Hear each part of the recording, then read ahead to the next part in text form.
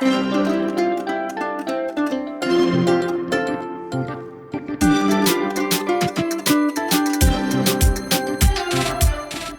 Natalie. And I'm Hannah. Welcome to the Stride Sisters podcast. On today's episode, we start with our training updates, but no Kaitlin this week. She'll be back soon. Since we're eagerly awaiting the start of our season at Wine and Dine, we dive into what to pack for a runDisney race weekend. So lace up your shoes and step into the magic with us.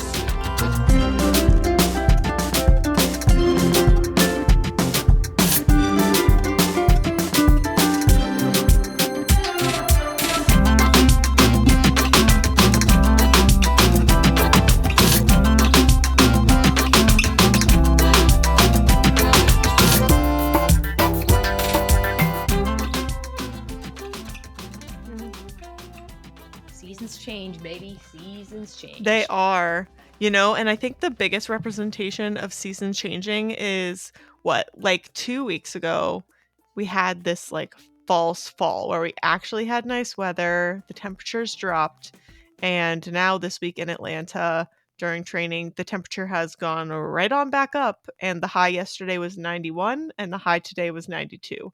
So we're fully back in like summer weather, and I'm not here for it. Likewise. I was waxing poetically for 2 weeks ago when I went out to do my 11 miler, and it was in the high 40s when I started. Today when I finished, it was over 80 degrees for my 13 miler. And let me tell you, I felt like a fish that had just been pulled out of the pond on a fishing line and dropped onto my porch. And then one of my neighbors, who I don't actually see all that often, was driving by. And I'm like, I am literally like just dripping like I got out of a pool. And I waved to him. But I think that's the other runner. I think that's the neighbor who's a runner, because every so often my Ring doorbell will go off midday and it's somebody going out on their run. And like, I'm talking midday all summer. Like, you are brave, man. But I guess I am the subject of a lot of people's Ring doorbells at like a weird time in the morning. So, I should like maybe make some hand gestures, or like, the polite ones, obviously, like rock on or something like that. So at least for some entertainment. Yes. Like party on, dudes. When I run past your house at, like 6:47 a.m. For the plot. Yeah. Other than your 13 miler, though, did your rest of your training go well this week? It did. It did. A little bit of struggle bus for that 13 miler, but a struggle bus I'd say I'm proud of the effort with. But all the training went really, really well. And my speed workout was just okay, but you can't win them all. Why was it just okay? Was it meh? Like you had a hard time, you didn't enjoy it, you didn't feel good, or you thought you could have gone harder? A little bit of a couple things. So I think I switched it so I did speed Tuesday morning instead of Thursday, because my spreadsheet was looking unbalanced. Yeah, so you had a little bit less recovery going on. Not even that, but I didn't feel super well like Monday, and this is obviously a known problem with me, is that sometimes like if I'm just like not super hungry on a day, like I try to make sure I'm like, fulfilling my nutritional needs, but sometimes I can tell the next day when I suffer during my run a little bit. And that was one where I just didn't feel like I had the juice or the gas in the tank to do what I wanted to with the run, but it was fine overall. Win some, lose some. Oh well. But like, I think I did the tempo miles 2 weeks ago a little I know I did them faster. So again, oh well. It's also, I think it was a little warmer Tuesday morning, if I remember correctly. But again, oh well. It's fine. It's all stuff in the. I think you rocked it. I think you're minimizing. I think you did a great job this week. Yeah, I tend to do that, and my boss has said that to me. He's like, you're a little hard on yourself, aren't you? I'm like, if you're listening and you didn't see her story from this 13 miler that she did today, aka in the past for you, but she ran faster than her very first half marathon, and it was a training run. So You're infinitely improved since you started running, and no one's asking you for a PR on a training run, so I think you crushed it. That's true, and you shouldn't be trying to do that, Yeah, you and I know shouldn't be that. trying for a PR on training, that's not the point. Yeah, especially your long runs. You can't go too slow on a long run. But yeah, I think that I know I can be a little bit tough on myself. I also might have solved me versus my my watch because I think it's my phone that is the problem here. So I am curious to see if having updated my phone, if you're a tech person, cover your ears because you're going to be horrified. So I hadn't updated my phone since iOS like 17.1, which came out in November of last year. I was still on that and wondering why my phone was glitching, my apps would crash. So I'm really hoping cuz then today I did have my problem with my Fitbit. I did identify it pretty early, so I was able to kind of recognize that that would happen um with the crashing. So at 10.1 miles, it crashed again. But it already crashed once, so like I just logged it. I just made sure I logged it and I was hitting the mileage because obviously I did not see a 13.1 because of course I Mhm. did the point one. Of course I did on my phone. But I did the app, I did my watch alone and I started it like a normal person for the last 3 miles and it worked just fine. No crashing. I got my map, I got my stuff. So I'm thinking it was my phone. I think the problem is her. Also, It's the I problem, it's me. yeah, I It's your killed phone. almost half my battery in the first 4 miles. So when I got to about 3 miles to go and had 20% left on my phone, that was not a good feeling either. So I had a silent mile where I turned off my podcast and just went for it. Just Dang. to conserve battery. I was alone with my thoughts. Terrifying, but not really because I usually don't wear headphones during races. But yeah, no, I just got to hear the ambient noise of cars on the road. When I ran past a school, there were children out playing near playgrounds and stuff. So just kind of vibing. But Nice. uh, first back to back's pretty good. Yesterday was 4, today was 13. So it'll be interesting going forward. RIP single day runs, how we miss you. Well, we'll have them during cutbacks, but how we will miss you. Uh, but how did your training go this week, Hannah? Yeah, no back-to-backs yet for me, but I finally did a strength workout. It was just one Woo! of the 3, but it's still better than none, so I'm proud of Which myself for day? that. I did Oh, Monday, you did Monday. Oh, oh. Mm, possibly the mm. worst of them all, Yeah. and I did Monday. I sent Kristen a photo of myself in my workout that's just me, like, bent over the bench, dying, sweating. It took me I don't know if I told her this, but that workout took me an hour and a half to complete. I was getting pretty annoyed by the end. Kristen always says that if you're short on time, you don't actually have to do all of them, like, the first 3 to 4 exercises are the most important, but I'm definitely of the opinion that once I start, I am, like, really committed to getting it done. It just unless I feel ill, which I didn't, I was just annoyed that it was taking a long time, I'm gonna do it, and so I did, but I was very, very sore the next couple of days, hence our beautiful reel and my not so much acting. It was real pain, at my office this week, Check it but out. yeah, check it out. I enjoyed that. And then I missed my Tuesday run because we had a coworker who had a pretty rough day at the office. And so me and a couple of other coworkers decided to spontaneously go to an axe throwing place at the end of the workday, which I initially told them, I'm sorry, I cannot go. I have a run. And then I gave into peer pressure because I somehow did some mental gymnastics that "Oh, we'll only be there for an hour, there's time blocks, I'll just go run afterwards." Yeah, that's not how that went down. We were there for at least an hour, but then they wanted to, like, eat and get drinks, which I'm not drinking, but we sat, like, in some, like, Adirondack chairs and, like, hung out, and it was dark by the time I got home, and it was, uh it was not how I planned that evening, but it was very enjoyable, and surprisingly a workout to throw heavy things and to get like good at it. I don't really like being just okay at stuff, so I have like a certain intensity about learning new activities. Which I think some of my coworkers were not exactly surprised, but still a little like, I guess she is always like this. So that was It's a fun. feature, not a bug. Yeah, it's a feature, not a bug. Oh, my coworkers are gonna love that now that I work in IT. Oh, that's hilarious. That's even funnier. That's hilarious. Um, yeah, and then Wednesday didn't do the workout because I got a migraine.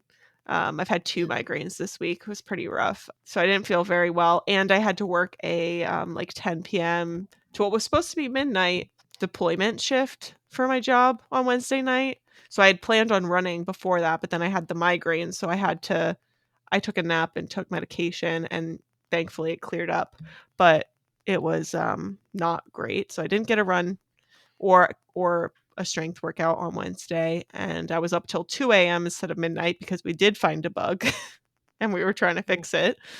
And then on Thursday, I did my speed and I actually felt fantastic. Kristen yay. and I set out like a new tempo pace that was faster than my old tempo pace because I felt like hadn't really been pushing myself very hard. And I went through my calculator because I did it on the treadmill and like figured out exactly what speeds I needed to make sure I hit the pace. And I hit it all fine. And she said it was supposed to be like an 8 out of 10. And I would say that I felt like it was like a 6 or a 7 out of 10. So I feel like I could have still gone Ooh. more. It always surprises me. Like, I really genuinely feel like I have this weird thing. So when I run my slow, try and stay in zone 2, try and keep my heart rate down on my long runs, I really do have to run pretty slow. It's like my body just like can't sit in the like 150 range. Once it jumps above like 150, it wants to go straight into 160. It sort of just like skips that. But once I go up above, it'll sit there in the like 160, 170 range. It'll just stay there for a while. It takes a lot to push me up even further to like my true max. Interesting. And I actually enjoy running hard, like speed and pushing myself in that way. So I feel like I can push myself a lot harder in that zone than I expect. So I think that's looking good for me because that means like in a race scenario, I'm actually kind of comfortable being uncomfortable. Yeah. So I've got my Hmm. fingers crossed that that's a good omen for moving Yeah. forward. And then Yeah. Friday I had another migraine, so no workout on Friday either, and I'm hoping to do my long run tomorrow. So, Nice. Do you know I've yeah. never actually set like tempo paces? Like I've never actually had that conversation with Kristen. Really? I do, yeah, I What, it's you one of just, those. like, go out there and, like, hope for a Yeah, overall faster time? I'm just an animal. And I do try to go by feel cuz I tend to sometimes get in my head, if you can't tell that already, about certain things. So it'd be like, oh, I didn't hit that pace type of thing. Mhm. So I just try to go by feel with a lot of things of like, all right, this is gonna hurt. And I know it's gonna hurt, but I want to just see how I can just push the envelope a little bit more and more. I should just message her and figure out maybe like where like maybe a happy medium, but I kind of like to, and then I will compare my stats of, and I try to do same workout, just same workout. So like Mhm. I know it seems like we're alternating the 2 tempo miles with, now I forget what the other workout is. Long But intervals. every Yeah, okay, thank you. Long intervals. I know because I Ralphed at the end of those. Um, I like really those too. not great. Oh yeah, in terms of like pushing it and going, oh, didn't know that was, because I think that I often surprise myself with what I don't know is in me. Mhm. So, and I don't know, I just kind of rip. I just let it go. Chaos dragon over here. But I should probably just like talk to her about what those should be. And I know, looking ahead at the Galloway training, we should have Magic Miles coming up. Oh wow, it's actually not as close as I thought it. Oh, I think that we are scheduled for a Magic Mile the weekend of Wine and Dine, so that will not be Oh, really? happening. Yes, because this is the one time where Wine and Dine doesn't fit in the 8.5 and 20. Mm. back to back, but I don't know. I feel like there's a point in time where it becomes the wild wild west with the training a little bit. And I feel like this is a little bit more toward late November into December where it feels like everybody is like, okay, I had to shift the 2023 up because of the weather. I had to fit it in while it wasn't going to be like this or this plans or Mhm. that, where everyone's like trying to get that, like, especially when you get to that last one. So I feel like you start like teetering into the West. You're in the Midwest per se. Mhm. Uh, once you get to the 20 mark on Galloway, but you're in the wild wild West for the end. But Yeah. um, I'm I'm already curious at if that point of trying to figure out how to, like, rearrange my runs because Ben and I are about to go on vacation for 10 days, which is really gonna, like, mess with my schedule, so I'm moving a long run up because I'd rather miss a cutback week, personally, while I'm on vacation than one of my long, long runs. So, I'm doing that, and then we're gonna hike and stuff, so I'm gonna count that movement towards my what would be my normal runs and stuff. So, we're still gonna have an active vacation. We're camping. We're getting a camper van, so I'm not too worried about it, but logistically, when you're flying to a different time zone and not gonna be in your normal environment, that really throws a wrench in things. yeah, no kidding. Yeah, time on feet, time on feet. It's Mhm, funny because it's always the cutback week. In a follow up from last week, I still haven't figured out how I'm fitting in my 15. That's a weekend that I'm out of town. So I don't know. And we won't life, know woo. for a few weeks because we don't know what I'm going to decide because I think that 15 is beyond the threshold that I can like do it before work and be okay. Mhm, Um, Usually, like 10 is pretty high, but last time when I did 9 before the work day, I was completely fine all day. Like sometimes it's a little dicey by 3:30, and mhm, I can't really afford being in hashtag busy season to be, gone by 3:30. mhm, So, I don't know. We're gonna have to see. It'll what in all reality, what it's probably gonna do is it's probably going to be next weekend. Um, so a couple days after you guys are listening to this, week of the release, that's probably how I'm going to have to fit it in. So what I'll do is adjust and make mhm, sure things are nice and slow. Even or nice and slow, nice like cut back week, and then I'll finally be like caught back up to where Kristen is. Where like right now I'm on a week where I am following the Galloway mileage but keeping her strength training. And I knew I was going to catch up eventually. I would be back up on it eventually. So here I am. But fitting it all in. But again, I'm excited to do another Magic Mile because I remember really surprising myself last time I did one, which I haven't done one since the first weekend in December of 23.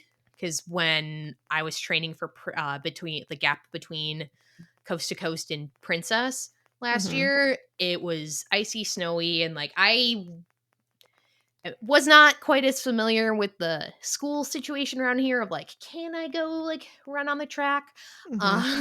But now having moved to our house and I do run around the areas and I've seen like adults go onto the track, especially when they're at like 6 in the morning, 6:30 in the morning when there's not like, students like Yeah. practicing. I know I can do that. So I'm excited to do another Magic Mile eventually, and figure out how that changes paces. And it's crazy because it's a lot more accurate than I ever thought it would be. Because I like joked a lot last year of one of my Magic Mile. It's like, oh well, Galloway says I got like a 221 in these legs. Okay. Uh, Shocked Pikachu came and ran like a 223 and then ran a 217. So I do find it Yeah. fairly accurate. Because I was like, okay, cap, because my and that's Gen Z slang for BS. Oh my god, I just made myself sound like a boomer and not Caitlin's dog. Um, More than I ever thought I could. Anyway, but I had run like when I ran like the Magic Mile I did. Now I forget what the time was, but half PR had been a 2:44 at the time. It's a And big then improvement, yeah, like, cuz massive. yeah, it was it was almost half an hour. Um Wild.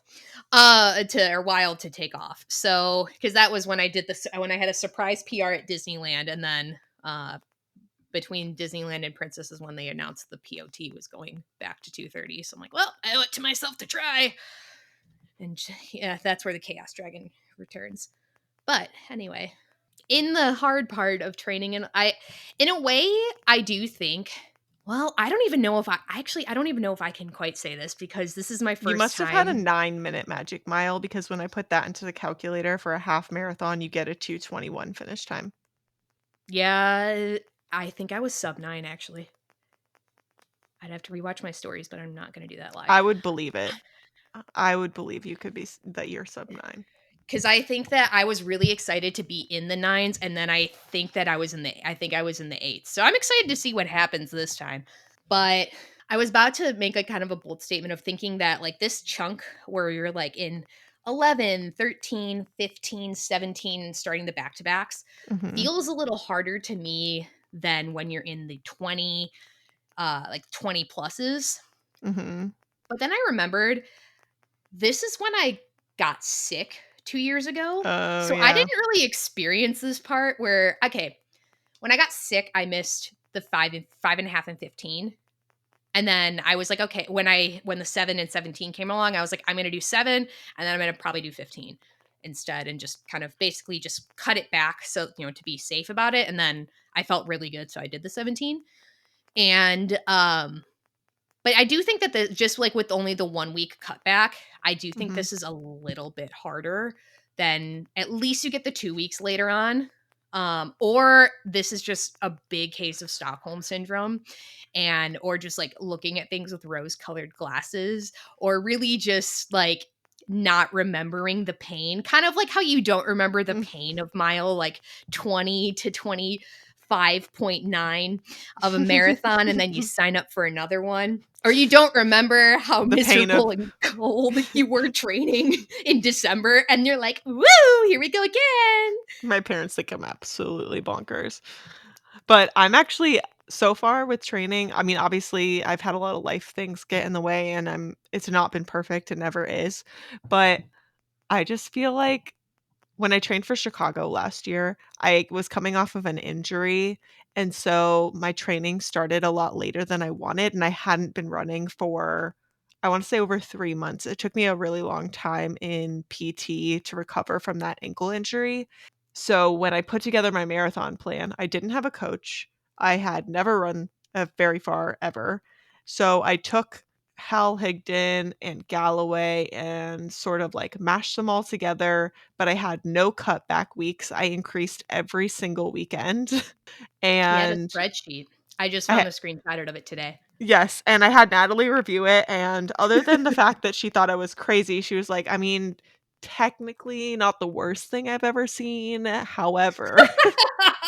With one marathon under my belt at the time, I was like, well.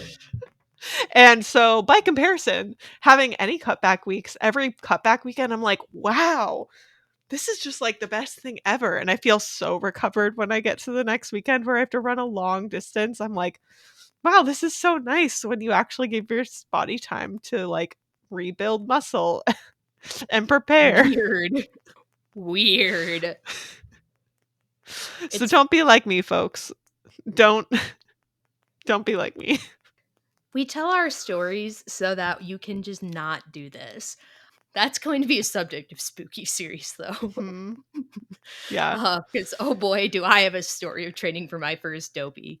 Uh the dumpster was on fire and floating down the river for a lot of it. And that's why I swore off marathons in 2023, 24, and then ran another one. So, Mhm.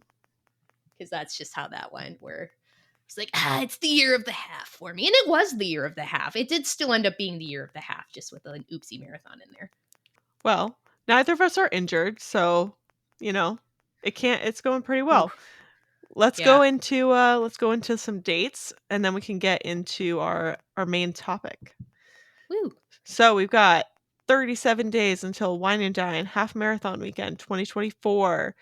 Spoiler alert, we will be talking packing for trips. So now that we're like getting close to that 30-day window, we want to give you plenty of time to consider your options for that one. Then we've got 106 days until Marathon Weekend 2025. We've got you freaking We're out? That we're face. almost in double digits. We're almost Don't next week we s- will be double digits. That's I, scary. I But don't then that means training's over. I know, but like if you say it like that, it's going to go into double digits while I'm on vacation. Yeah, but you can't get the scaries on vacation. That's the Sunday scaries when you get back, and then it will all hit at the same time. Oh dear. Okay. Well, good thing I gave myself a day between getting back from vacation and starting work again. Um, we've got 128 days until Disneyland Half Marathon 2025. We've got 149 days until Princess Weekend 2025. We've got 191 days until Springtime Surprise Weekend 2025, and proof of time is due again on October 1st, which is 1 week away. Spooky. So I don't know what your options are if you don't have it yet, but if this is the reminder that you need to finally submit it, do it. You can do it. Also, download your Wine and Dine pictures from last year if you're an annual pass holder and have not already, aka me. I haven't done it yet. I'm going to. You just I'm need to add gonna. it to one of our podcast outlines as part of our prep for our next recording that you're going to download your photos. I will. Especially, I'm gonna want to post some stuff, especially when we get the event got, stuff like I'm gonna do it. You're going to I have to do just it. We need it for the socials. Yeah, exactly. That if nothing else is my motivation, that will be. It'll be for the gram. Like the good millennial I am. For the gram. All right. Well, we don't have much Disney news this week. We have like one item. Do you want to go over it, Natalie? Yeah. Pecos Bills updated its menu and listen, I long for the days of the taco salad at Pecos Bills in the Magic Kingdom. That was so good. It's been gone for a really long time. So besides the fact that during Not So Scary, they usually get like the weird stuff, like the corn cake from a couple years ago, I'm very meh on Pecos Bills. So the idea of a menu change might actually bring me there. Yeah, I don't really have a whole ton to say. Just that I did see a lot of consternation on socials about the Pecos Bills menu having changed. A lot of people were upsetty, but it's very Disney people to do it, considering hashtag Ohana Noodle Gate Nothing of gets announced without controversy.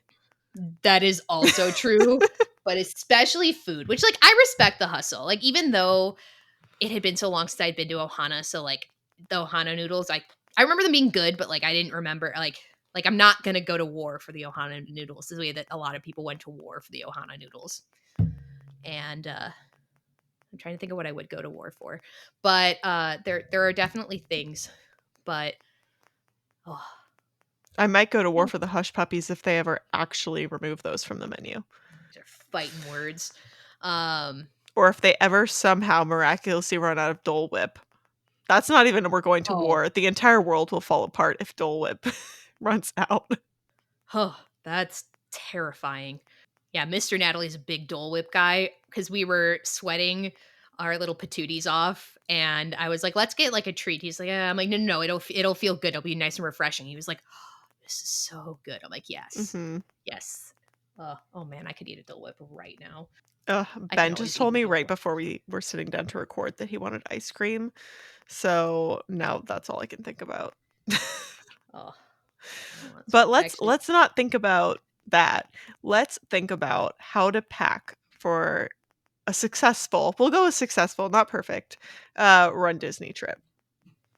Because yeah. it's I was not gonna quite say the same as packing for any other Disney trip. There's a lot of other things to consider, and Natalie and I will be bringing some unique, different perspectives because I drive to Disney World and Natalie flies. So there are different restrictions to what each of us can pack and how we go about preparing for a successful trip. the whole Hannah driving thing, just like before we started recording, kind of unlocked like A whole new level. Oh, yeah, a whole new level of, "Oh, dang. That's such a" we don't have to schedule, like, an Instacart. Hannah is gonna be the Instacart. Like, 'cause I always get, especially during a race weekend, I get a case of water delivered. Gotta hydrate, gotta stay hydrated. And, case of water, usually some sort of snacky, some little snacks, some Powerade too, and at least whatever I need to do to get to the minimum so that my delivery is free. Mhm. What gonna do? Yes, I will be our own personal Instacart. I will be making a variety of runs, to stores before we go, namely Costco. Big fan Oh, of the Costco, and, potentially Trader Joe's if you're interested in Trader Joe's, and if there's anything you've ever wanted from Buc-ee's on my way down, I can pick that up too.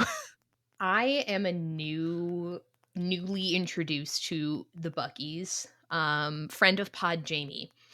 When he came out to Omaha and visited us between weeks of a work trip, and there's a Bucky's on his way like to and from his like work site. So he Mhm. stopped at Bucky's all the time. I've been introduced to the beaver nuggets. Those are very tasty. All kinds of little snackies. I now have Bucky spatula, Oh. and a Bucky's blankie. So I am currently wearing the 2023 Bucky's Christmas shirt under a, Disney Christmas sweatshirt, so that's incredible. Wow. I'm starting to understand why there's like a Venn diagram of Disney adults and like Bucky's people that's almost a circle. And I'm starting to understand. I understand the appeal. They should get some up north. Up north. It Uh definitely gives off, like, uh, magical vibes when you arrive at Buc-ee's because it's just so humongous, just like Disney World, and there's just everything you could ever desire. It's very clean. Uh, I don't know how to describe it. It's like IKEA and Disney World and gas station had a baby and Costco. and Costco. What I hear. Yeah, it's glorious, so enjoyable. So on our packing lists, we're going to go through a few main categories. We're going to talk food naturally, as we've already started a little bit. We're going to talk gear. We're going to talk recovery. We're going to talk your normal basic clothes and things you bring on any trip, toiletries, park stuff, tech, and miscellaneous. So we've got a lot of categories to get through. Let's start with food since we're already talking about Costco and Bucky's. You already mentioned the water. That is definitely something I will be bringing from Costco. We'll have some cases of water, probably another case of, yeah, Powerade or something like that, a sports drink. I'll get a case of that. And then we will also have at least one, if not multiple cases of protein shake things because I don't know what everyone in our group's favorite flavors and brands are. So if everyone's into Fairlife, we'll just have a bunch of Fairlife, and if everyone's into Alani, then we'll have Fairlife and Alani. It also depends on the flavor of Alani because I got feelings about the different flavors. I liked the munchie one. I'm That not a was at fan. Costco. I liked it, but I really liked the cookies and cream. The cookies and cream is like by far miles, infinitely. It's so much better in my opinion. It genuinely tastes like a melted Oreo like shake. Yeah. I do think it's a lot better, and I was pleasantly surprised. My grandma actually really likes those too. Mhm. Um, but I was pleasantly surprised. I was actually just pleasantly surprised by the munchies in general because I had never had the Alani, like, as a, uh, caffeinated drink, as a, Mhm. energy drink is what I was Yeah, looking I've never for. had those. So I was a little, like, sus, but it was, the price was right. So I tried it at the Costco. I got some from the Cost company, and I go through protein shakes like water almost. Mhm. So it was worth a try. We got the bag of whey from Costco, Oh, yeah. like the Kirkland brand, because we Mhm. have the gold standard, and then it doesn't mix quite as well as I feel like gold standard does, but I also don't know if I love chocolate. Mhm. Love chocolate in general, but Mhm. we have vanilla for the gold standard and chocolate for the Kirkland brand. Mhm. And like I don't like the chocolate as much. as I like the vanilla, so I don't know. Bummer. For it being, like, I think $15 less for the bag, Wow. I'm gonna live with it. Yeah. I'm gonna live with it. And I will just have to shake it a little extra. The blender bottle's just gonna be putting in the work. But I think it's pretty good. I much prefer I guess pre-made protein shakes that are already in Oh, the same. bottle to powdered ones. I'm like, you think I'm picky about those of the pre-made ones, I'm really, really picky about protein powder, unless it's gonna be, which is my primary use for protein powder, is if it's gonna go into overnight oats, then I don't really care because Ooh. you don't notice that it's in there anyways, but, um, the texture and how much it dissolves and stuff is really important to me. We talked about my socks last week and my problems with seams in socks. Well, I'm equally as picky about the texture of food. So, Hmm. yeah, pretty picky. You Do you have learn any something new. favorite snacks you like to bring? Um, I like to have, and this is probably a little bit more of a breakfast like option than I like having protein bars as well for Mhm. like a quick breakfast. In terms of snacks, I usually only actually eat things like that are like almost like corral snacks. So Mhm. one of my favorite things are the Dots pretzels in the little Ooh. baggies. Mhm. So I'll eat those in the corral, not before every race, but like before a half where because you wake up so much earlier. Like if you wake Mhm. up at 2 o'clock and you don't start until like 5:30, like Yeah. And that's you so hard to practice in simulation. oh yeah, it's almost impossible to practice. So I like kind of like munch on my little pretzels and I have because I make sure I have like a water bottle with some tailwind in it that I just drink in the corral Mhm. as well. But it's more things that go alongside like the running portion more than the actual snacks that I think I'll eat during it depends. I mean, it does kind of depend, but I had to be conscientious about my consumption of the bagels because I didn't actually want that. Like I had them and I was Mhm. like, ooh, like I don't actually want to eat that like that much. Yeah. Like I thought I would want it more than I did. No, you have to practice it. And if it doesn't S- I do that. Did you I do practice bagels with them and then you didn't like it that day? yeah, that's kinda well, Oh, that's so, also, terrible. I didn't have a toaster in the room, and, like, the idea of bringing my bagel to go to the front to go See? toast in the room was just not happening. It's different. A toasted It's and non-toasted bagel are a very different experience. yeah, yeah, So because I mean, especially, like, at home, I would eat it with my little cream cheese, and, like, I didn't have mhm. cream cheese in my room, and, like, again, I'll live, but I remember I was like, "Oh, like, I don't really want that Yeah. much," but, yeah, No, those Ben and I are are some big snacks. on, like, granola bars. We usually have a ton of granola bars because they're really easy to throw in your park bag if you get into a pinch to make sure you don't get it's really hard for me to stay hydrated and to stay fueled in between the races. I tend to be very vulnerable to heat illness and to, I guess, to underfueling. Every day that we went to the park, I experienced some level of like nausea that prevented me from eating real meals. So I like to keep a lot of backup stuff so that in moments that I am feeling good, I can just eat something that I have on hand. So we have a lot of granola bars. We'll bring fruit snacks. Always keep a bunch of liquid IV on hand to add to the water. So if you're having just water, you need to have both, but like keep those on hand, multiple different flavors. Pretzels are always good. Sometimes I have peanut butter crackers, those are tasty. Basically, it's all Applesauce, shelf ouch. stable stuff. And then, oh, I hate applesauce, so I can't do those, but Ben likes them. Really? Yeah. Bananas, we'll get bananas.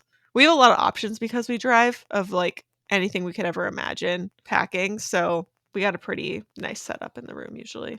Unpacking my room is such a and you'll experience that, because 'cause I'll be in the room for, like, probably only really, like, a day or and a half before Yeah, this is gonna be such an experience. I've never roomed Natalie and Kaitlin and I are gonna room together for Wine and Dine, and I've never, uh, gone to a race weekend and shared with anyone other than my boyfriend, and we purposely always get a room with 2 queen beds so that we have an entire bed to, like, put all of our stuff on and, like, stage our clothes, and that whole bed is Same. covered in things. So, having 3 of us sharing a room is going to be a disaster.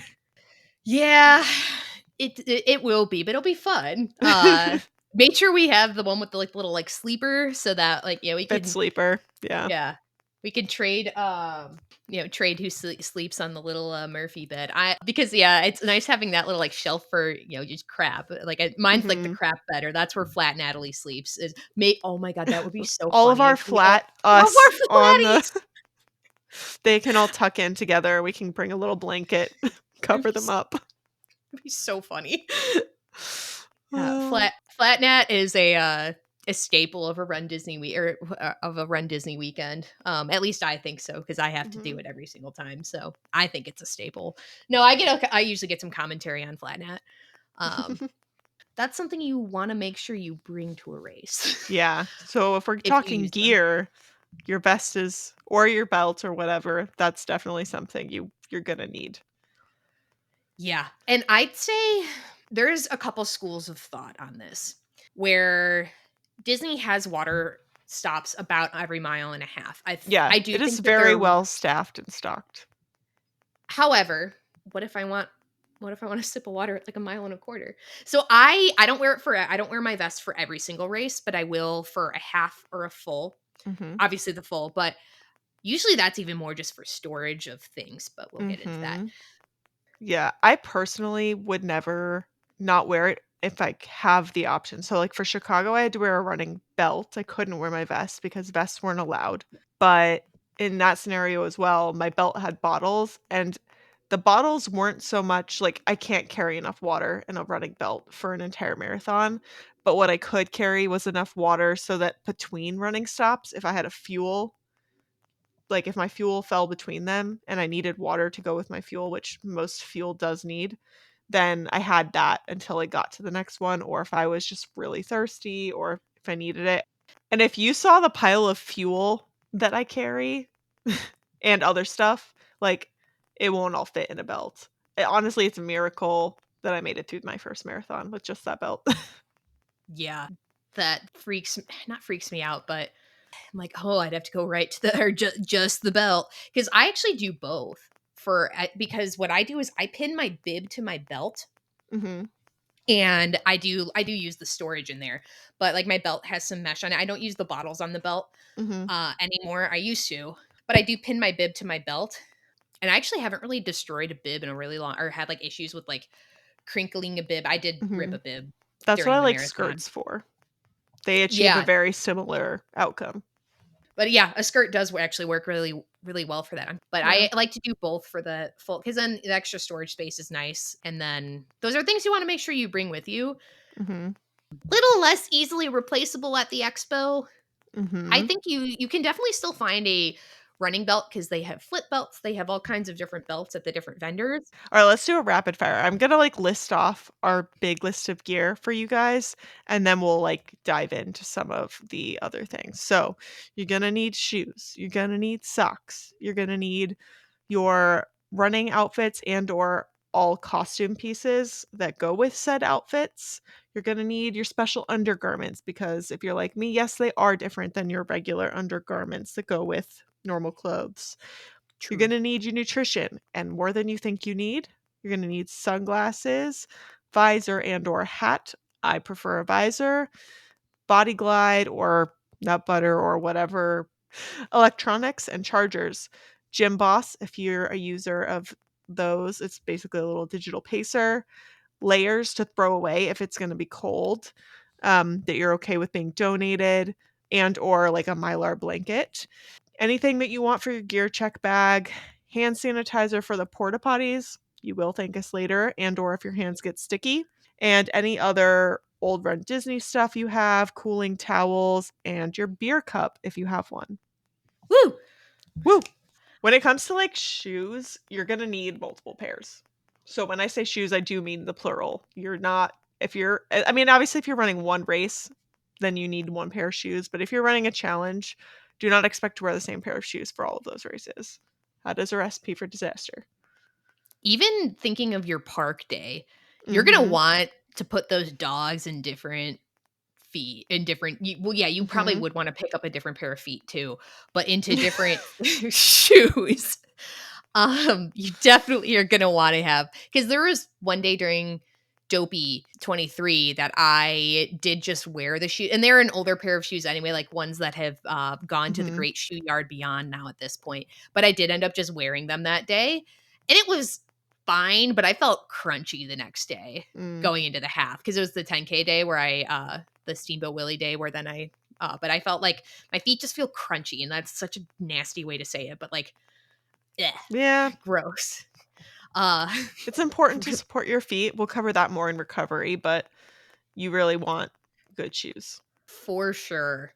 Nice, good shoes. Also socks. Mhm. Also socks. I got a couple new pairs of running socks this week too. Just some more extra cushion features. When I went to the running store to really load up on fuel, I got a couple extra pairs, and I could tell the difference. Again, when my feet feel it's so gross to say that they're crunchy, but like they felt like crunchy when I wear a little bit less cushioned of a sock.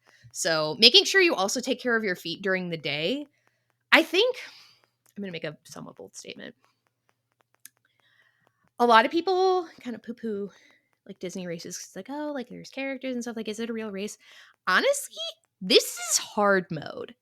With going to the parks and going in like the 2 a.m. wake ups, this is like hard mode in a Mhm. way, right? Like you have to be almost like even more prepared Mhm. in ways of like, because if you're gonna go run around the parks, even if you are more disciplined, where I tend to be, especially like during marathon weekend, I am a lot more disciplined than like springtime surprise. I'm a little bit more to the walls for that. But you got to take care of your feet during the day too. You got to make sure you fuel during the day. Maybe don't take your gels during the day. I'm not going to tell Mhm. you what to do. But you want to make sure you're taking care of yourself during the day. Make sure you have just some good socks for the day so that your feet again don't feel crunchy and gross. The true And you're well challenge of a supported. Disney weekend is how you manage your time outside the race. Yeah. That's the true I challenge. I would agree. And some people, and maybe, I don't know, I know there's a lot of people who will like go to bed at like 9 p.m. the night before the full. Could not be me. Could not be like, oh, guess I got to go to bed after happily ever after. Could not be me. Not even a thought, a dream, a wish in my heart is it to see a fireworks show before the race, before the races. I will let off the gas a little bit depending on the weekend, but make sure you're taking care of yourself. Like, and again, that might kind of mean strategizing. Like, ooh, like next time I go get shoes, I should get like a couple pairs of socks with it, or I Mhm. should get, as you're kind of doing some prep now, maybe start thinking about having extras or really, yeah, Yeah. really having extras so you're taking care of yourself during the day.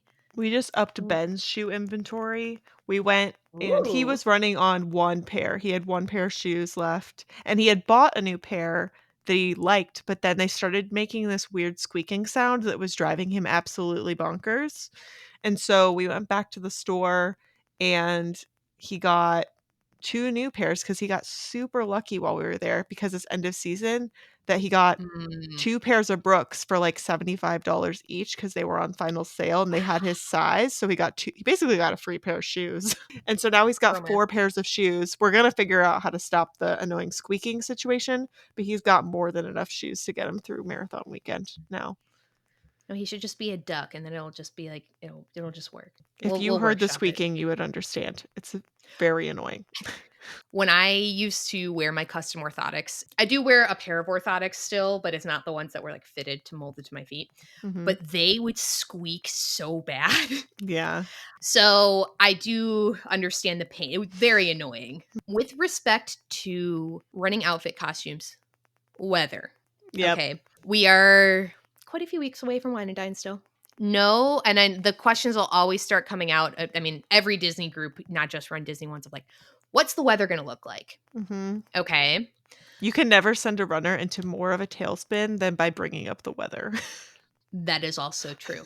So, what you want to do is have a special Wine and Dine is like one of the weekends that is a little more volatile with the weather. Have a warmer weather option, like if it's going to be 70s, 80s, like during races, and have a colder weather option for your running outfits. And we'll talk costumes and stuff like that later. But now is probably the time where I am delusionally hoping that this really truly was one of the last 90-degree days of this year that I'm going to experience.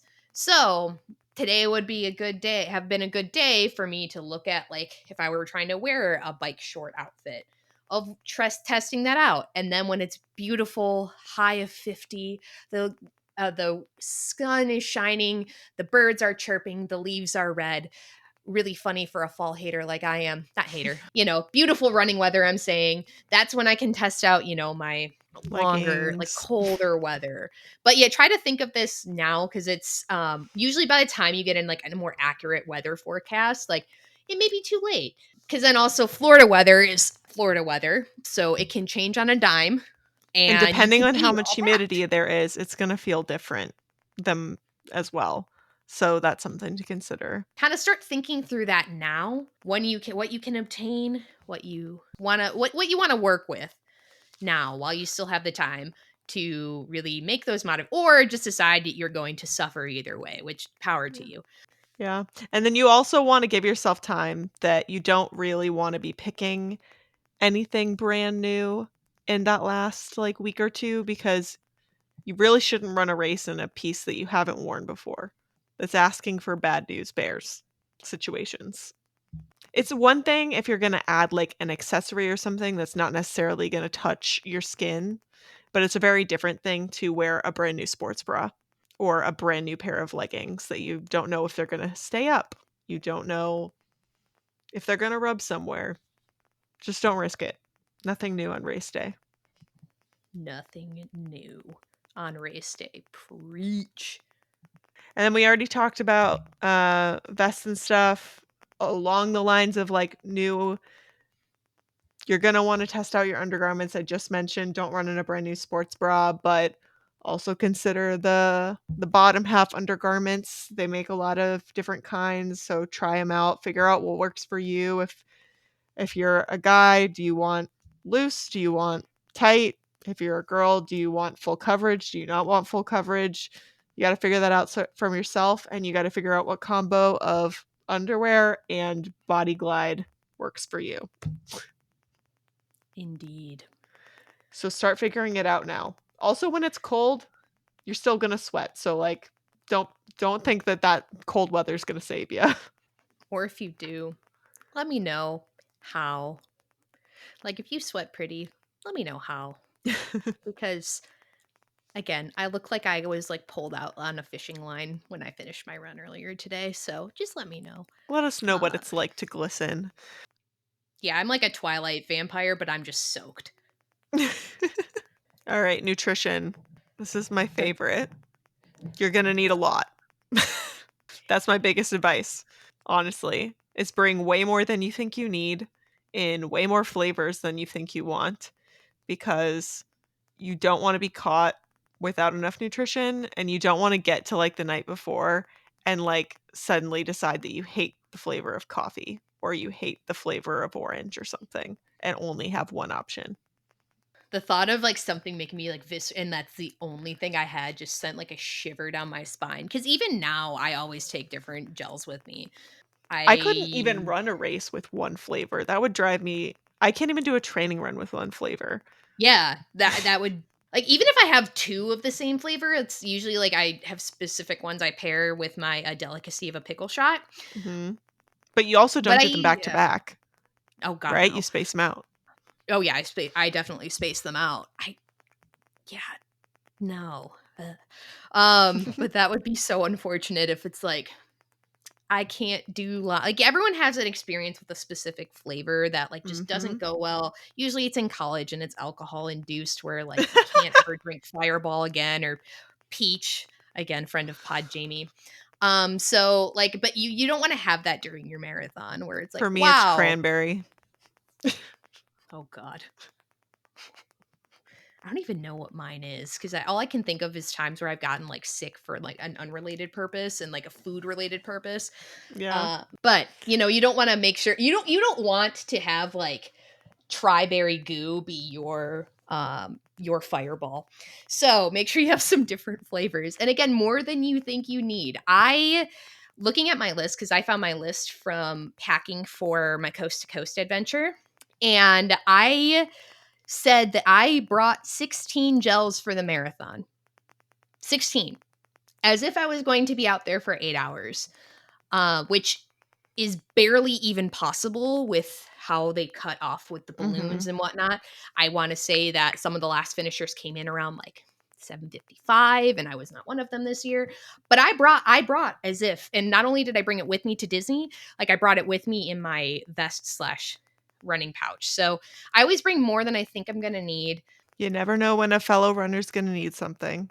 So it doesn't Yeah, hurt. I You just have yeah, to be willing to carry that weight.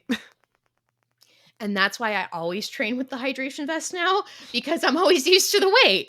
Where a lot I of people ran are like, I even ran with my vest on the treadmill last weekend. So, "Oh, that's smart." if you're feeling embarrassed or whatever, you gotta train how you're gonna run the race. So, even on the treadmill for a long run, I will wear the vest. Also, nobody on the street knows that you were only running 3 miles that day. Mm-mm. No one knows. They're gonna know. No one's gonna know. So, where okay, don't be thirsty when you don't need to be, and then just do it. Who cares? Win some, lose some. I'd rather not be thirsty when it doesn't need to suck the maximum amount to be worthwhile of your time. I recommend different textures too. I mean, Yeah. obviously, if you just like a gel person and that's all you like, then that's fine. But I like to mix it up. I like to have chews. I like to have gels. Some people like, they've got the sports beans. That's a different texture. Some people like gummy bears. Some people eat actual food. Whatever works for you. And then we've got sunglasses slash visors slash hats. These are things that are going to be sun slash, to me, also like sweat protection for your eyeballs. So a lot of people look at me funky about the sunglasses. Do you need your sunglasses for the 5K? No, it's going to be dark the whole way, pretty much no matter what. I don't know that it's possible to still be out there by the time the sun comes up. So you probably don't need it. But for a half I or a think we'll block out full, the haters.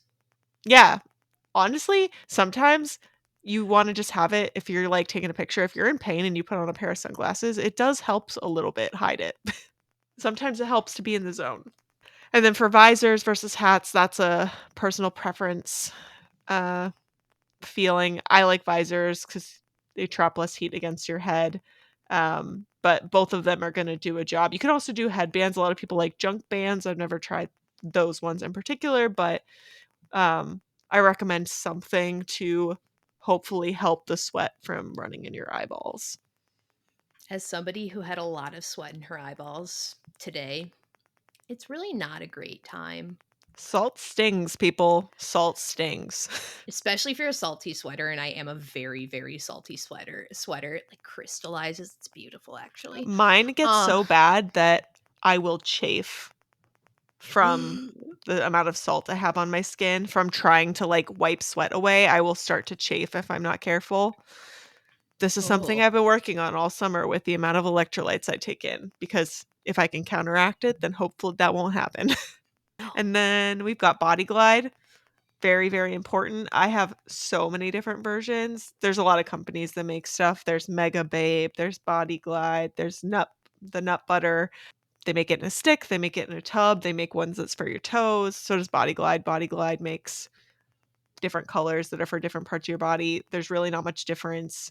The pink one that's quote unquote women's, the difference is there's more moisturizers in it.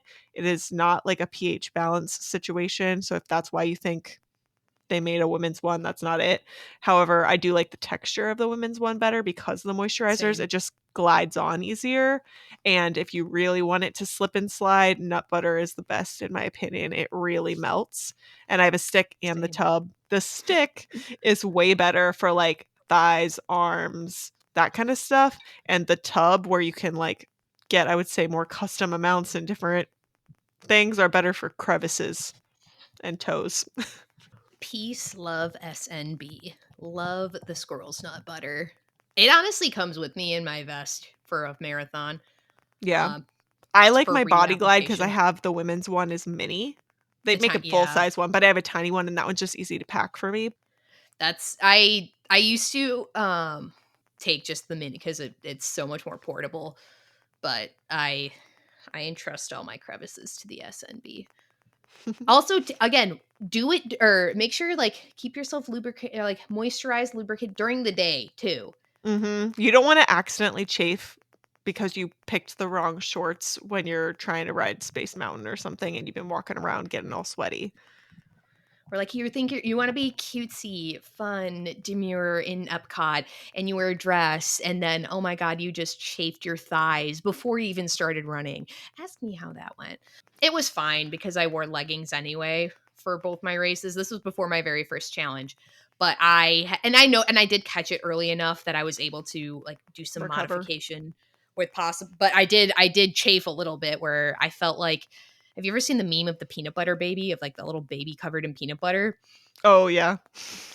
That's how I felt applying lubricant to myself at 2:45 in the morning before my very first half marathon. Good times. But yeah, I was like the peanut butter baby with the amount of and I had not discovered the squirrel's nut butter yet. So it was with the body glide I was putting everywhere because I feared God. If Um, you're a stick person, I recommend multiple sticks for this purpose. yes. Designated sticks. Yes, that's the one where I was like, "Oh, is the foot one like a like not like a I don't wanna say gimmick because I do think the foot one's a I little think it's the just texture is easy a to little different. remember which one's for which. The foot Yeah. one is also mini. It's small, it's purple. Yes, I do like that, and I do think the texture is a little bit different, and I like it. Mhm. But it's like, "Oh, like, this is the one that goes near, my nasty toes." So, that one is not the same one that goes near my triceps. Alright, and then we got our electronics and all the chargers because 'cause you're gonna really be bummed if you make it to the first race or even any of the races and you suddenly realize that your shocks or your headphones or whatever are dead and you can't fix that. So, make sure you remember your chargers, and when it comes to electronics, think your phone for sure, for pictures. If you got a Gym Boss and it's rechargeable, you're gonna wanna bring the charger for that. If it's not, then you're gonna want spare batteries, headphones. Are there any Your watch. other Yeah, your watch. Oh, yeah, how could I forget the watch? Your watch, if you have a ring, like, I wear an Aura ring too, so that has a charger that goes with it, although it similar to, like, Garmin, if you're not part of the Apple squad, basically every other fitness monitor on the planet lasts longer than an Apple Watch. Oh, So, yeah. maybe you don't have to worry about that as much, but I can't think oh, if you have a heart rate strap and that requires a charger for some reason, bring that. Um, Not necessarily related to running, but along the topic is your Magic Band Plus, mhm, those chargers. It'll still work if you'll still be able to get into the room. And tap into the parks, but it doesn't do the cool, uh, glowy, sparkly, glowy things without being charged.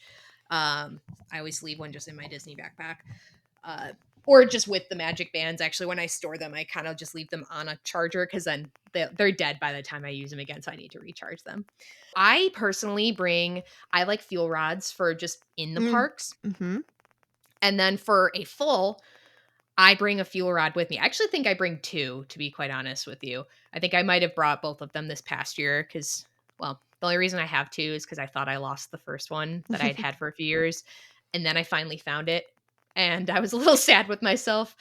I mean, whatever. Now it's actually Yeah, kinda nice that I can just do both of them or swap both of them at once, but because when the parks are open on the course, and I think I've told this story before, is that the reason I rode Everest during my first marathon was because I was really going to the gift shop because I knew that there was a fuel rod swap in the Everest gift shop. And mhm. then I saw the single rider line wasn't that long. I'm like, okay, I'll wait for a second. They sent a whole train of runners. I basically walked on in 2023. So, and then I did go swap my fuel rod when I got there off the ride. Just a just small diversion, small side quest. But if the park is open, you could swap your fuel rod. If there's a convenient place to do it alongside the course. Because my phone is again having problems at the point because it's kind of a dyno in terms of phones. But I like to bring a fuel rod with me. Because they're pretty small, fits really nicely, easily into my vest. Yeah, a lot better And than a lot of other power banks. yeah, because I have an anchor as well, and you would Those not things be are able to check. huge. So Yeah, I heavy. use that to power my laptop when I go work in the parks. So, yeah, you will not catch that in my running vest unless, my phone battery continues to decline, but at the same time, at that point, I'm gonna switch it out. And then you're gonna want, uh usually you're gonna want, like, a throwaway layer or a blanket. And by blanket, I mean, like, a Mylar blanket, although there are plenty of people who are, wrapped up in, like, fleece, so that's also an option. A lot of people will go to Goodwill, like, ahead of time if you don't have anything. Like, if you're really good about maintaining a small wardrobe, then maybe you don't have things that are, from high school that you're willing to part with at a Disney Old race jobs. or jobs. Yeah. So a lot of people will go do that. Bathrobes are very popular. They're just, like, a lot easier to remove than if you're wearing, like, sweatpants and a sweatshirt when you already have shoes on. Oh, I just the thought of, like, having to struggle out of a sweatpants situation. Mhm. So make sure you think through that. You do not wanna get cold waiting in the corral for a long time. That's gonna suck. You need to take your Mylar off before you cross the start line. Still, if you're somebody who takes a little while to warm up, the sweatshirt might be a little bit better for you Mhm. versus I'm usually pretty fine, so I just eat the Mylar, when, Just remember that if you are going to do that, you need to consider your bib and its placement because it's not so much that, like, if you have a sweatshirt over your bib when you run across the start line, it should still pick it up. I don't think we're worried about that, although the Mylar will cause a problem. But technically, security can remove you from the course at any time if they can't see your bib. So it's not worth the risk. yes. No patty pan up in here. You make your Mhm. peace offering to Riley Claremont the way you're supposed to. Send him your Mylar so he can make his nest at the end. It's a peace offering. I like to recycle when I have colder races at Disney where I get a Mylar after. I like to recycle it and take it to my next race and then Mhm. that's what I also have a pack of Mylar that I brought You from can buy home. them for pretty cheap on Amazon. Yeah. So I do have a pack that I've been working through and it's like, does anyone need Mylar? Like I always like bring an extra with me in case somebody needs one. I Came in also clutch. yeah, I have also brought ponchos from home. And Mm. that's something I also bought like a big actually I didn't buy a big pack of them. I just bought a bunch of them when I saw or at once in case it did rain in the morning. And then, again, that's something that's pretty small if it's in its little sleeve it comes in and you haven't taken Mhm. it out yet, you can stick it right into your pocket, your vest, your whatever, and protect yourself from rain if it does rain. And then as part of your gear check, you're gonna want to consider what would make you comfortable post race. So for Natalie, it's a beer cup. And that's about it. That is about it. Whereas if you're me, there is an entire extra shirt. Sometimes there's extra pants, like I'll put on sweatpants if it's cold. If I bring a separate pair of shoes, I bring dry socks. I put a protein shake in there. I put extra food on top of the food they give you in the box. Like, I've got an emergency stash. My gear check bag is stuffed, and Natalie's is holding a beer cup. It's iconic that all those problems can be solved with my beer cup. Maybe I'll toss a protein shake in here because that's actually something I should do. Yeah, maybe, but Oh, wet and I don't wipes, those are know. good too, Ooh, if you yeah, that's actually a good one to especially have. if you're a salty sweater. Yum. With the beer cup, I'm not sure I've actually talked about the beer cup. So if you're a little new, you're like, okay, what is this mystical Ren Disney beer cup, Natalie? It's the best thing. It keeps me in the parking lot for a really long time after a race. But anyway, so there's a wide world of sport. They start selling it at the expo where it's just a wide world of sports or Run Disney cup. You get your beer in it at the Think expo or after plastic races. reusable, like, souvenir Yeah. cup, kind of. No Yeah. lid. Pretty big pour, to be honest. I think it's like Um, a 16-ounce cup. yeah. Yeah. Yeah. And your first time you buy it depends on the beer you get in it, but or the cider or whatever, but it's like $15 to $16. Again, pretty big pour for $15 to $16 at Disney. It's not like a little like finger.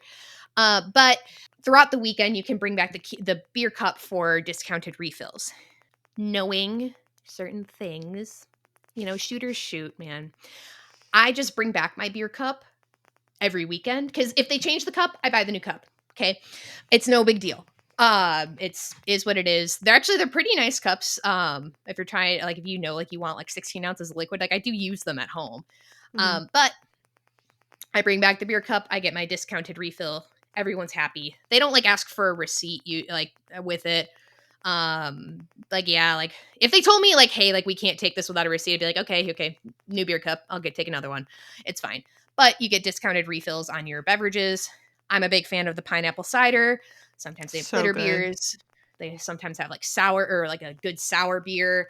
But yeah, and I know I've said this before, but we drank them dry of the pineapple cider after the marathon. And again, as a cohort of Run Disney people, I've never been prouder of us, even if I was sad that I couldn't get another pineapple cider. But I had already been served quite a few, so I was good. I did, yeah, I was good. I cannot imagine having multiple pineapple ciders post running really anything other than, like, maybe a 5 or 10K because I can barely drink that much not post-exercise without having an impact on my, mental clarity, so and I feel like Fair, post-exercise, just 1 might do me in. fair. I will say, like, a day like that is when I'm nursing it over until they basically like last call for the buses. Which oh, that just brought me back to after my first marathon. Last call for the buses on marathon days usually about 1:30. I didn't know that. I was seated on the ground when they were making like they were telling us it was last call, and I had like 15 minutes to go run over to the last call for buses. Otherwise, you have to go walk to the front of the park and you Oof. get on a resort bus. So it was a hobble at best because I hadn't gotten my finisher pictures either. Like the I did Oh. it. So I had to be helped up by my cousin and my friend Adam, and they were watching me like hobble waddle over to get my finisher picture and then hobble waddle over to the Port Orleans Riverside bus. And then they never saw her again. No, just kidding. I went home. I went to my room. I sat in the bathtub, thought about my life a lot. And then I did rally and get to the parks eventually. But pro tip, pro gamer move. But yeah, I usually like nurse it over like a good amount of time. Like I think I finished the Princess Half by like 8 o'clock this year. So like I had time to go J chill in the parking lot, which sounds terrible that I had multiple ciders in me by 8 o'clock in the morning. But time is not real during a Run Disney weekend. Okay, time's not real when you've been up since 1:15 in the morning. That's still not an acceptable time to be. But it's vacation. It's you Look, just did a big thing. entering the Disney bubble is a lot like entering Vegas. Not that, like, what happens there stays there, because we share a lot about what happens while we're in the Disney bubble, but Otherwise, we wouldn't have a I podcast. do feel like it's kinda similar to, like, all bets are off. You enter the Like Disney airport bubble, rules. it's a whole new world. Like the bar's popping at the airport at 6 in the morning. Not with me there because I'm showing up as late as possible for my flight to still make it. But it's one of those types of things. But yeah, we as a society drink them drive the pineapple cider. Even though I wanted another one, I was proud. But that Alright. is your history lesson on the Run Disney beer cup, and that's why it comes with me in my gear check bag, and I just hand it to them with just the cup in there.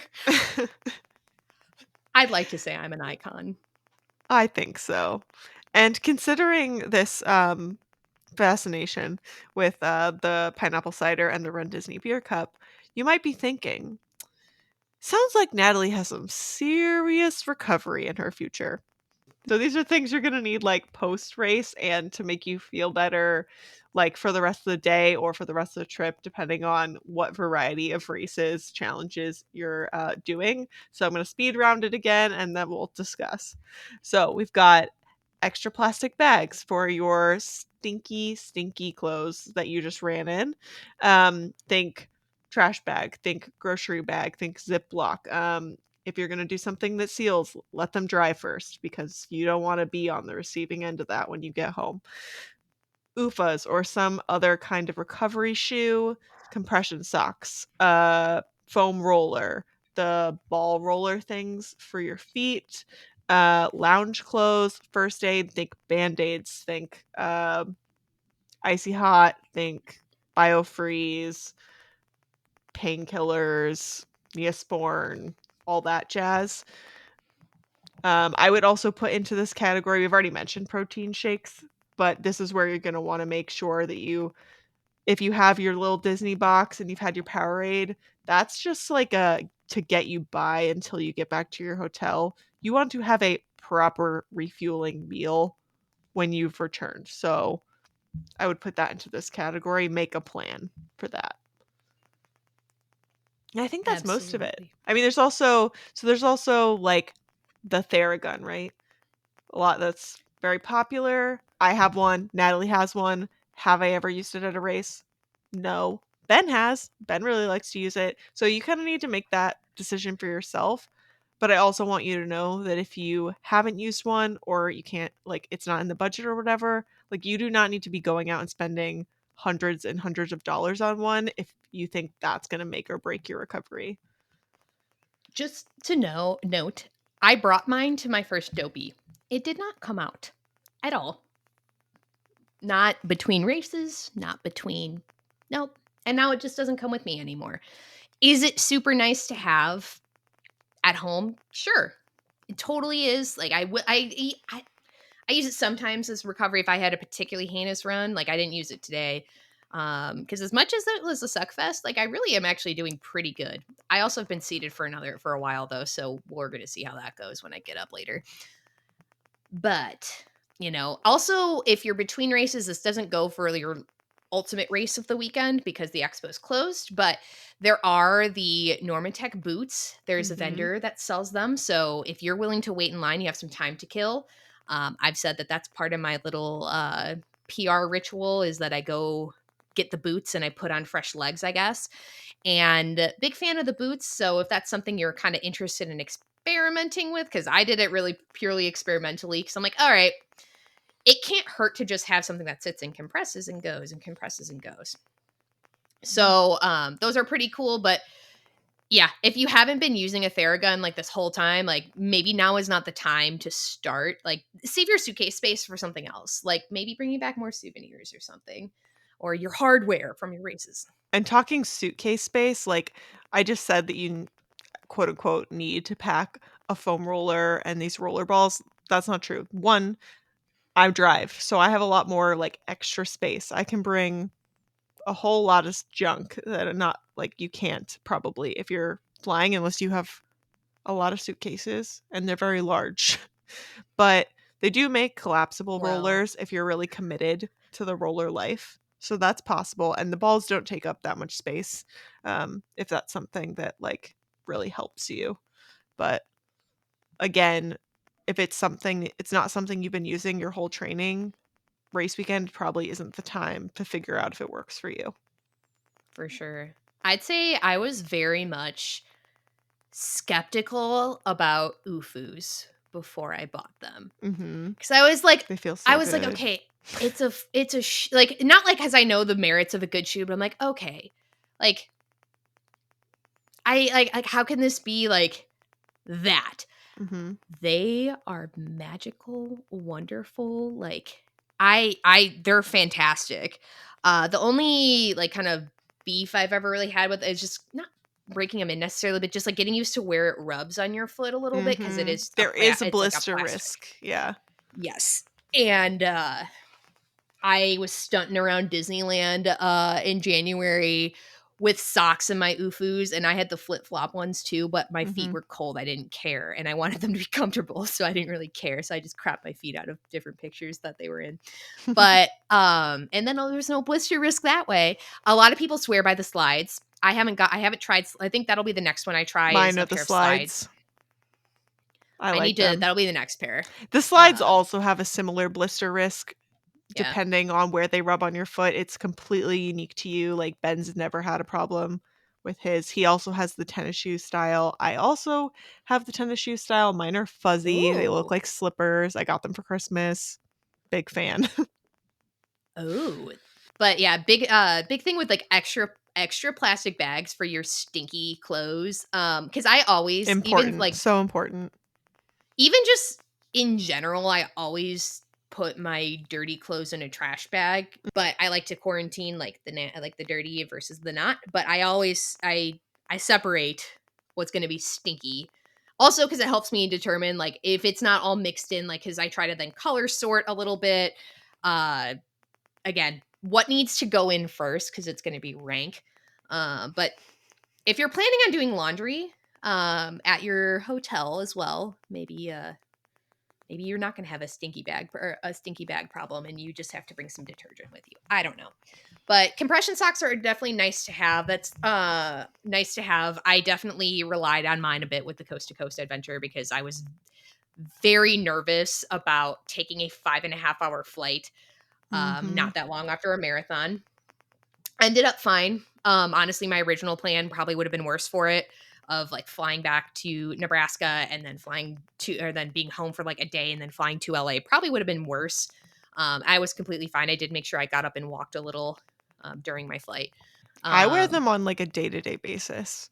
So, like, ooh, maybe I'm crazy, but because I sit a lot at my job, I wear them to the office. I wear them when I was in before I made this role switch, I used to work in a manufacturing environment more often than I do now, and I would wear them with, like, my steel-toed boots.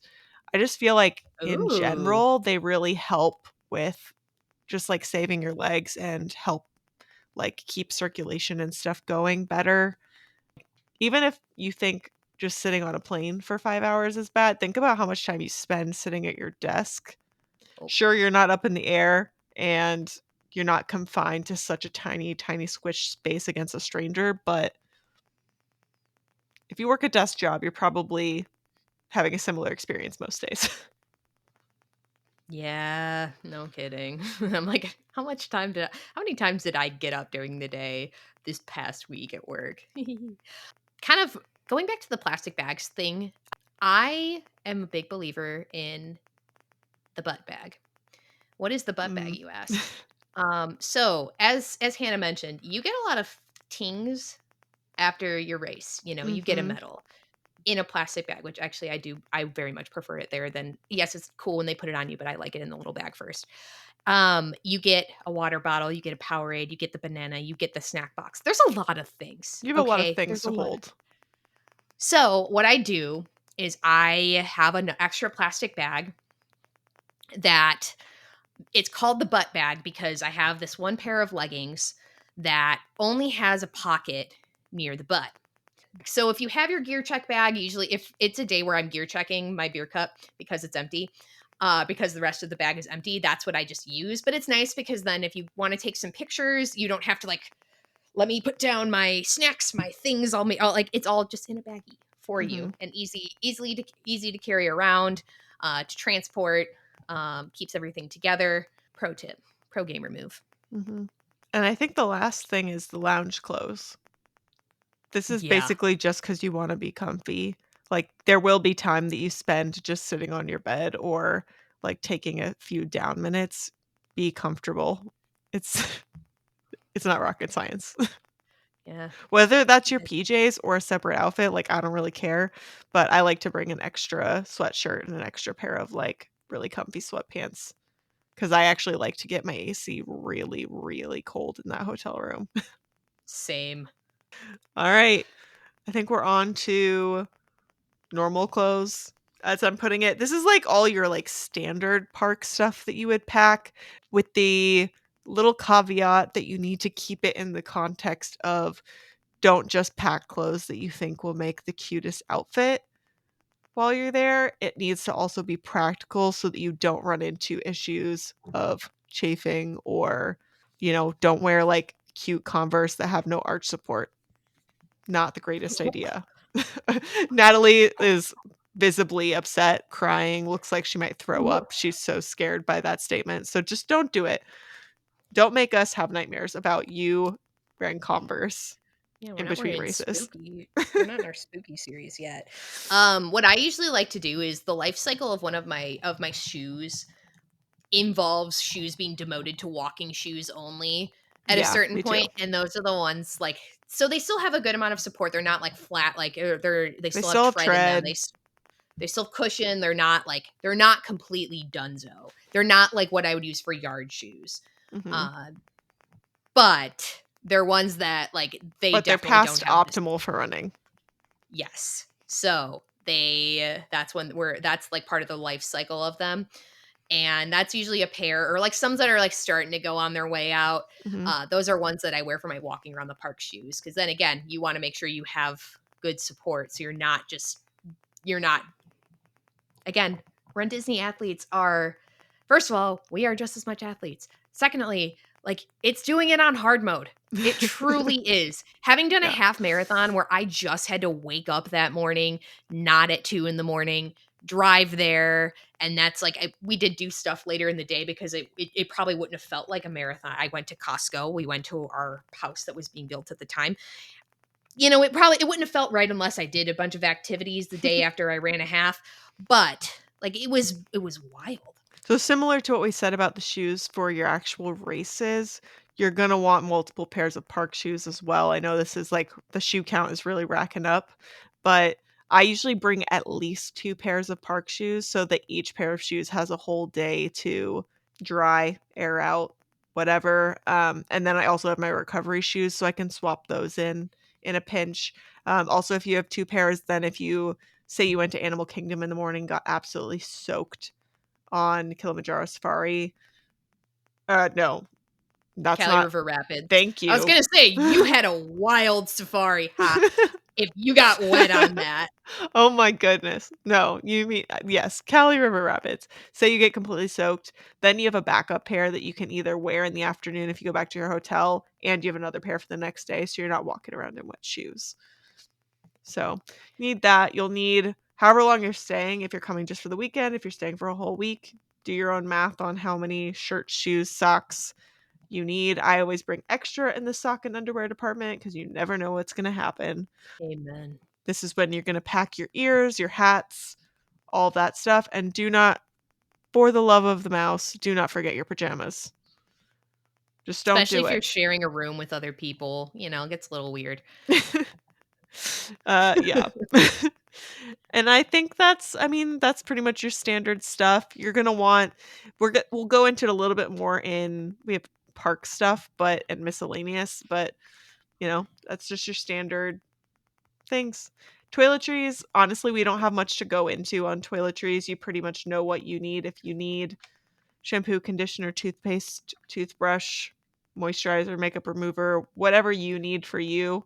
You probably know that better than we do. Um, the only reminder we have is do not forget your meds. So, whether that's a prescription med that you take, whether that's cold and flu, always good to bring, even if you feel fine, allergy medication, Tums, Pepto, those kinds of things. You don't want to get to Disney and feel stranded in your hotel room without that stuff.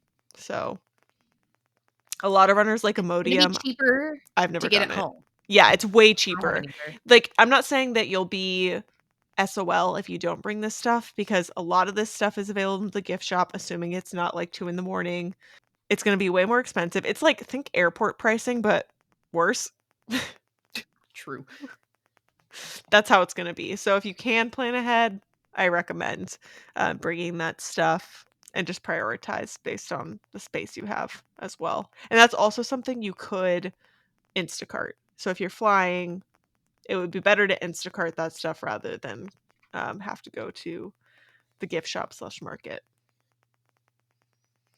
That's definitely something I think the my, suitcase ibuprofen, now that I think about it, I think that definitely came via Instacart.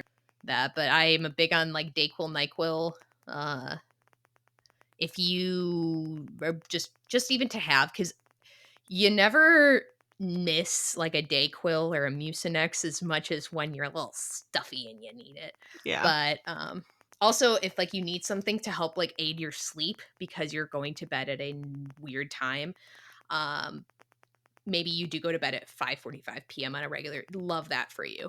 But I am not. I'm still at my desk usually. So, I always make sure I have some melatonin or I know some like I think like cherry juice can some like magnesium, cherry juice. There's a Mhm. lot of things that again you want to practice this at home, obviously. ZQuil.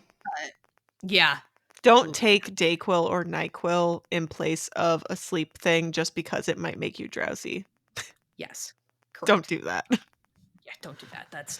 But also, I like would say, like, as we're talking about sleep aids, do not let race weekend be the first time you try one because you don't know if one, you're not going to wake up or if it's going to leave you feeling groggy or what effect that's going to have on you. So I would test it out. Maybe pick a weeknight that you're going to try out going to bed an hour or two earlier than you would normally and just see what it does. Yeah, the best version of sleep hygiene is like slowly moving your sleep schedule back, but again, Mhm. realistic here. As somebody who is struggling with sleep a lot right now with just some medication that I'm on, my sleep paralysis demon visits me often, and that's just the fact that I wake up and I usually used to have no problem falling back asleep, and now I'm having a little bit more problems. I'm doing a lot of experimentation with different things. So, like the cherry juice is something that I want to try. Magnesium, I haven't started yet. So, slide into my DMs. Let me know if you're having some struggles, or let me know if there's some things that you had recommend because God, I was so happy I got 8 hours of sleep last night because it hasn't happened in a while. And then I Anyway, always like to put the caveat, if you're going to start taking supplements and you're on other medications or just in general, consult your doctor before you yes, start taking random things just because someone on the internet told you to. yes, yeah, please, yeah. No, my doctor and I are working through that where it's like, so what can I help so I don't do this anymore? Like, so Yeah. I'm not. Uh, yeah, make sure you have what you need. You know what you need. Mhm. And last but not least, I think we're gonna kinda combo park stuff and miscellaneous because they tend to go together. Yep. So I'm gonna power through, and then if we think of anything else, we'll just stick it in.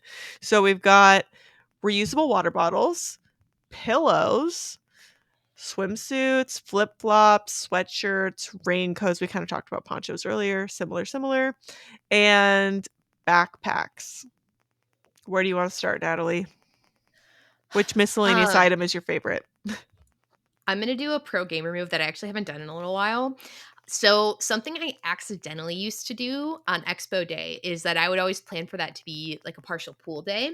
So Mhm, I would wear my bathing suit underneath my clothes or like to the expo. mhm. And that's actually come in handy quite a bit when I've been at the expo trying on merch because I've just taken my shirt and it's just been like I had a one piece on. So like I had like something to like it's not really that much different than just wearing a sports bra, especially like Princess Weekend when there's a lot of women around. Mhm. But it's kind of an accidental like, oh, that's actually a really solid idea if you want to like actually try things on. Now what I end up doing because I know I'm always going to make it back to the expo is that I will try it on over my shirt, but then like I try it on back in my hotel room. If I don't like it, I bring it back to the expo on my return trip. You can return it at your hotel gift shop, but since I'm usually going back anyway, I just return it back there. I just bring it all the way back. Again, one of these days, I'm never going to not go back to the expo. So I just bring it back with me that way. And also They then I should make hope that it frequent flyer cards of expo visits, and Natalie can just be getting points. I think that's Club Run Disney.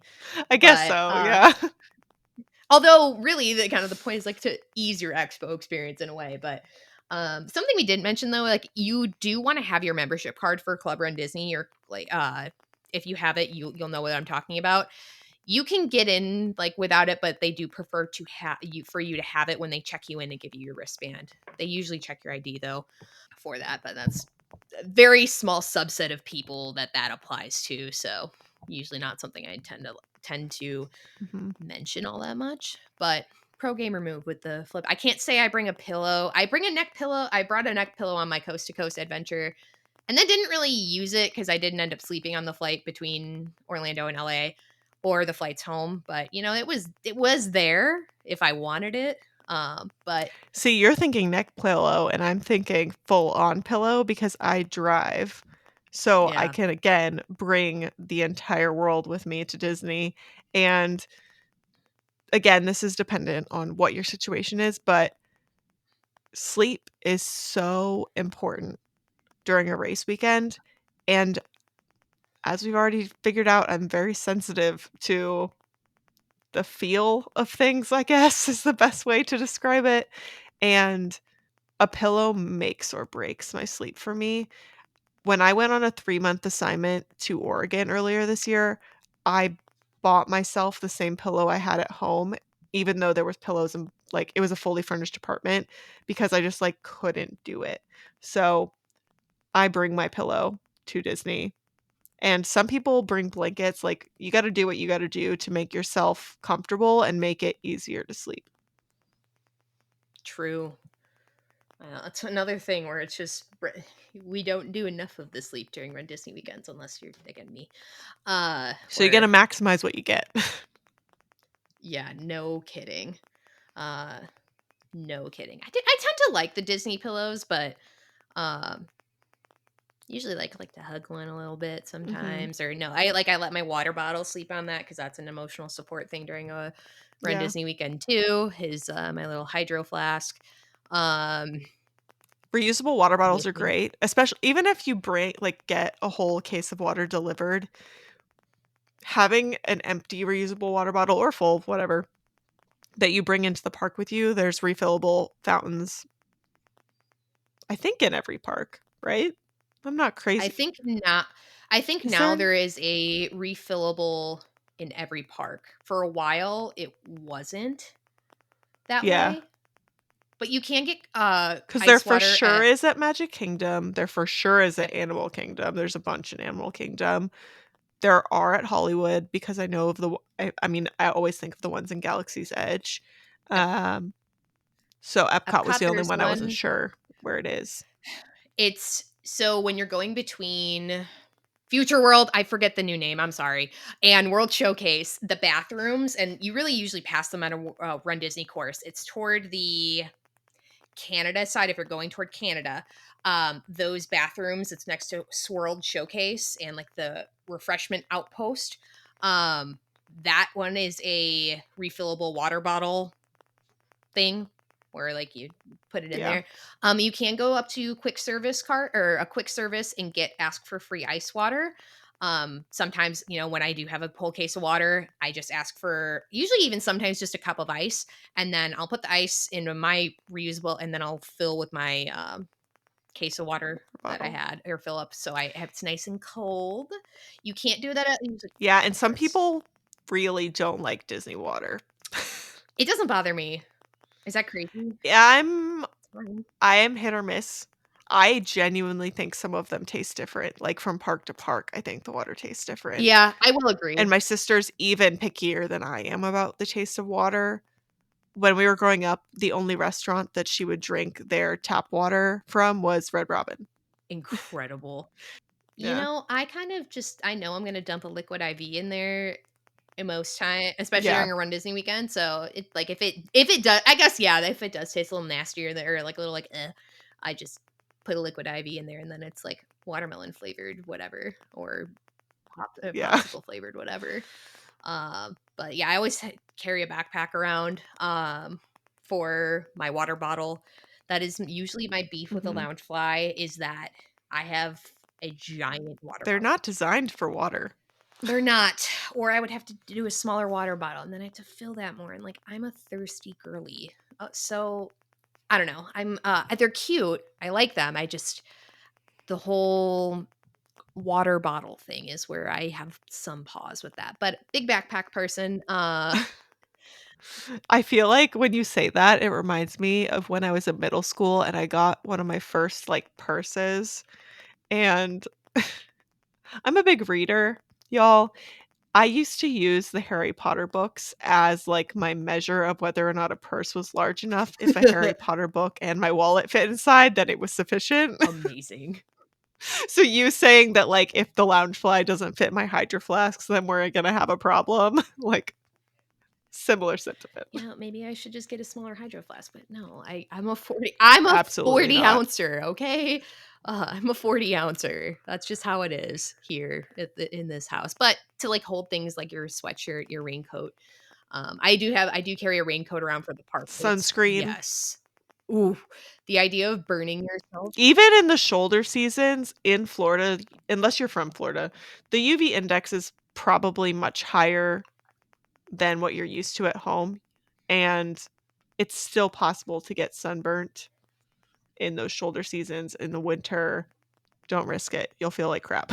Yeah, as somebody who has burnt during at the start of a Run Disney weekend because we were at Typhoon Lagoon from like open to close, and I was like decent about putting on sunscreen, but not enough because we were chilling and vibing, so I was going to and from my locker quite a bit, but I still did not put on enough, and I was fine, Mhm, but also it wasn't pleasant.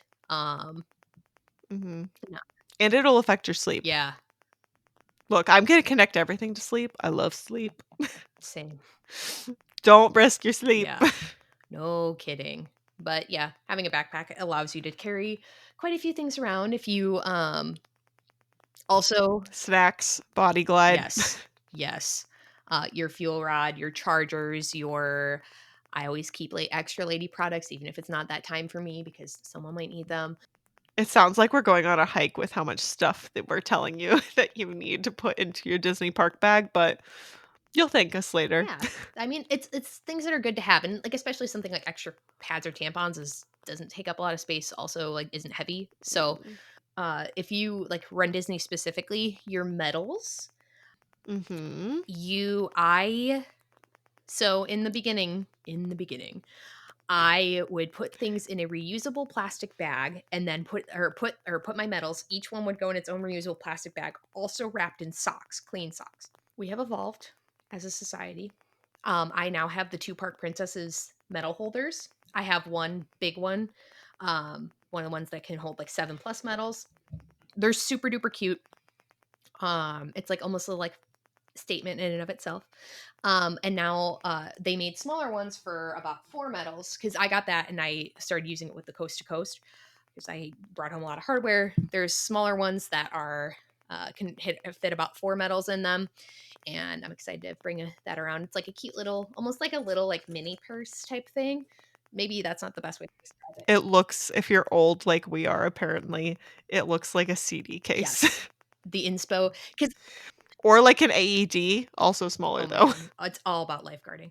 Uh, So when, I went to Disneyland, I got so many comments from security on the medal holders because there you go through the more traditional security where you have to empty like, they do the full check of your bag.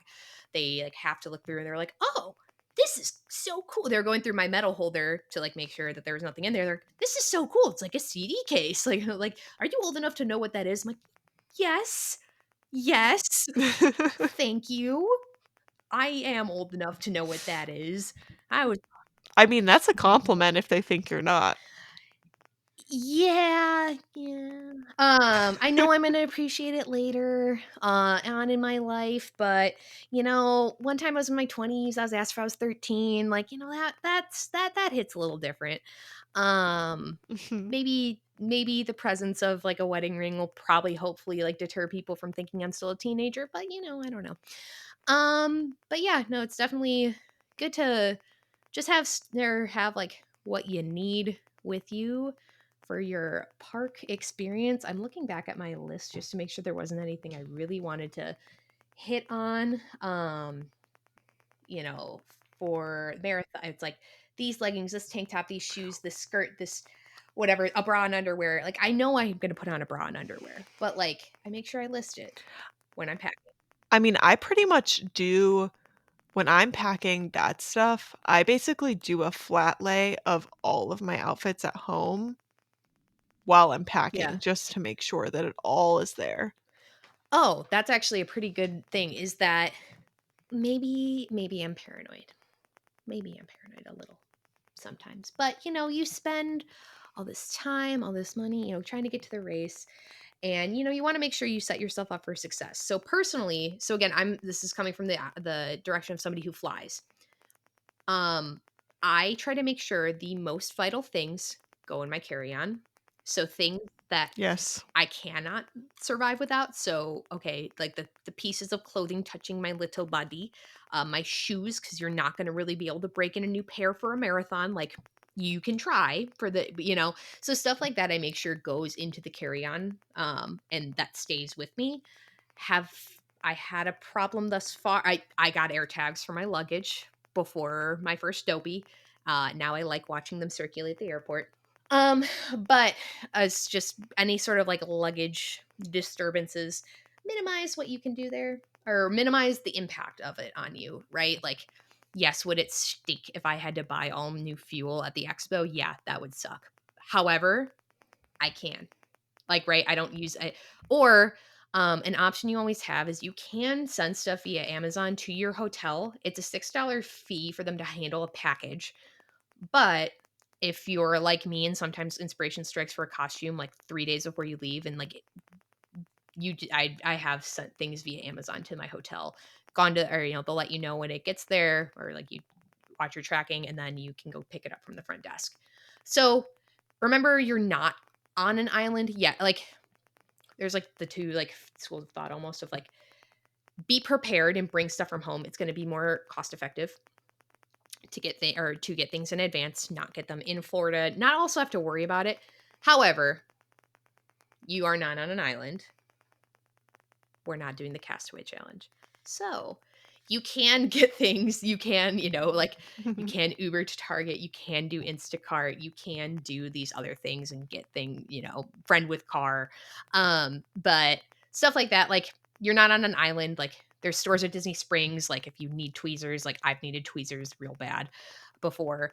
I've needed like or my conditioner was lower than I thought it was. You're not on an island.